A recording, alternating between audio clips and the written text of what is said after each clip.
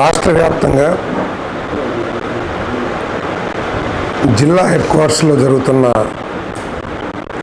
2 సంవత్సరాల కూటమి పరిపాలన విజయోత్సవ సభలు, నియోజకవర్గాల్లో జరుగుతున్న సభలు బ్రహ్మాండంగా విజయవంతం అవుతా ఉన్నాయి. కూటమి పార్టీల కార్యకర్తలే కాకుండా సామాన్య ప్రజానీకం కూడా ఈ కార్యక్రమాల్లో పాల్గొని తమ సంతృప్తిని, కూటమి పరిపాలన పట్ల తమ సంతృప్తిని వ్యక్తపరచడం చాలా సంతోషాన్ని కలిగిస్తుందని చెప్పేసి మనం చేస్తా ఉన్నాను. ఈ 2 సంవత్సరాల్లో రాష్ట్రానికి వారసత్వంగా వచ్చిన సమస్యలు కానివ్వండి, ప్రపంచవ్యాప్తంగా జరుగుతున్న జియోపొలిటికల్ సమస్యలు కానివ్వండి, వాటన్నిటినీ పరిగణలోకి తీసుకుని ప్రజలందరూ కూడా ఈ ప్రభుత్వ సమస్యల్ని, ప్రభుత్వం చేస్తున్న కార్యక్రమాలని, మా నాయకులు చంద్రబాబు నాయుడు గారు, లోకేష్ గారు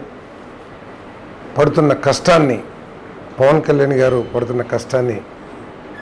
అర్థం చేసుకున్నారని చెప్పేసి కూడా ఈ సందర్భంగా తెలియజేస్తా ఉన్నాను. ఈ రాష్ట్రంలో కూటమి ప్రభుత్వాన్ని మరో 2 దశాబ్దాల కాలం పాటు కొనసాగించుకోగలిగినట్లయితే ప్రపంచ పటంలో క్వాంటమ్ వ్యాలీ పేరుతో ఆంధ్రప్రదేశ్కు ఒక ప్రత్యేక స్థానం, జిఎస్డిపి అత్యధిక జిఎస్డిపి సాధించి దేశంలో నెంబర్ 1 స్థానానికి, రాష్ట్రంలో నైపుణ్యాలతో కూడిన యువత ఏర్పడతారని చెప్పేసి ప్రజలందరూ కూడా ఆశావహంతో ఉన్నారు. అంతేకాకుండా పెరిగిన సాగు దృష్ట్యా సాగునీరు ఒక పెద్ద ఛాలెంజ్గా మారిన పరిస్థితుల్లో పరిపాలన దక్షత, సమస్యల పట్ల అవగాహన, భవిష్యత్తు పట్ల ఒక నిర్దిష్టమైన ప్రణాళిక కలిగిన చంద్రబాబు నాయుడు గారి నాయకత్వంలో, తెలుగుదేశం పార్టీ ప్రభుత్వంలో, కూటమి ప్రభుత్వంలో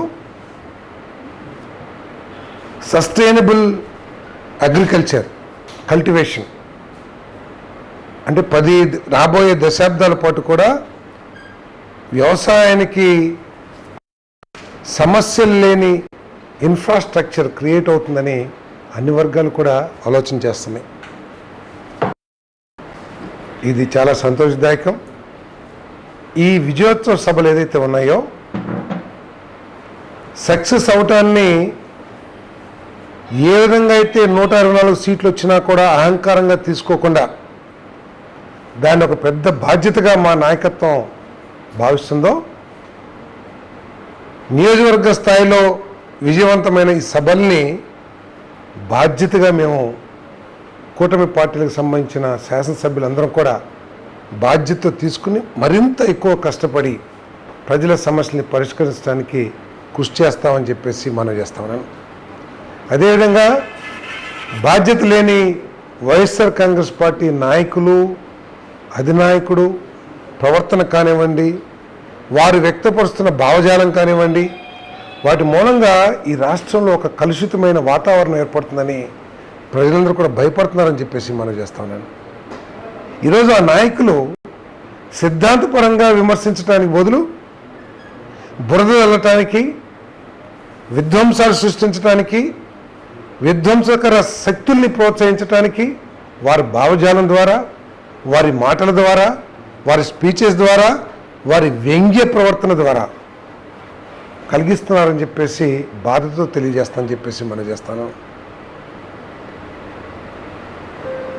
ప్రతాప్ అప్పారావు గారు లాంటి పెద్దలను కూడా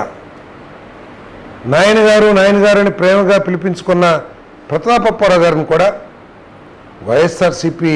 ఆ పార్టీలో ఉన్న కలుషితమైన వాతావరణం మూలంగా కొన్ని మాటలు, తన నైజానికి వ్యతిరేకంగా ఉండే మాటలు కూడా మాట్లాడించే పరిస్థితులు వస్తున్నాయి. అంటే ఆ ప్రభుత్వం గనక, ఆ పార్టీ గనక ఈ రాష్ట్ర రాజకీయాల్లో ఉంటే ఎటువంటి వాతావరణం వస్తుందో కూడా ప్రజలందరూ కూడా ఆలోచించుకోవాలని చెప్పేసి మనం చేస్తాం.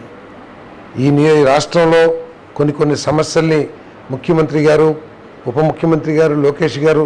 నరేంద్ర మోడీ గారి సహకారంతో పరిష్కరించడానికి ఏ విధంగా అయితే కృషి చేస్తున్నారో ఈ నియోజకవర్గంలోని సమస్యలు, ఈ జిల్లాలోని సమస్యలను కూడా పరిష్కరించడానికి, జిల్లాని